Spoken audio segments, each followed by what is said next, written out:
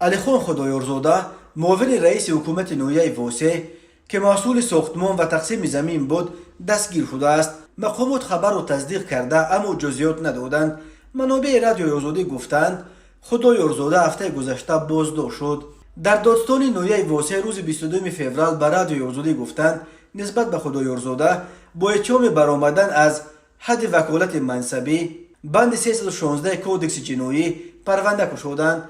همصحبت ما در دادستانی به شرط فاش نشدن نام گفت تحقیق ادامه دارد و کار او را از سال 2017 تا سال 2021 میسنجند.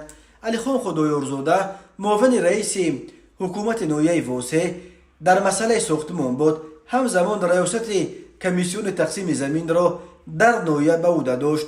خبرنگاران روز 7 فوریه امسال در نشست مطبوعاتی مسئولان نویه موضوع زمین را برداشتند. علیخان خدایارزاده در این نشست بود و شکایت ها را درباره ندادن زمین به ساکنان به اساس نامید و آن زمان گفت مسئله که آنها گپ میزنند سال 2017 ماه سپتامبر شده است. ساکنان هنگام تقسیم زمین در دهه سر چشمه در قره پرتوی نبودند. یگان کس هم مراجعت نکرد. بعضی از ساکنان ناراضی میگویند در دست قرار رئیس حکومت را دارند اما به آنها زمین داده نشده است. یکی از آنها قیام‌الدین نظاموف است.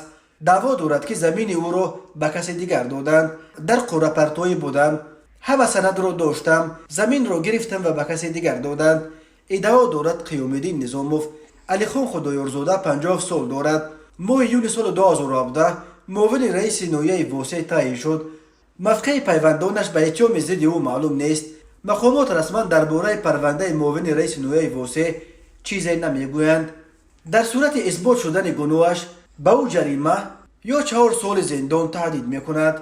در منطقه کولا بار اول نیست که معاون رئیس نویه در بخش ساختمان و تقسیمات زمین بازداشت می شود. بعضی آنها با پرداخت جریمه از تالار دادگاه آزاد شدند.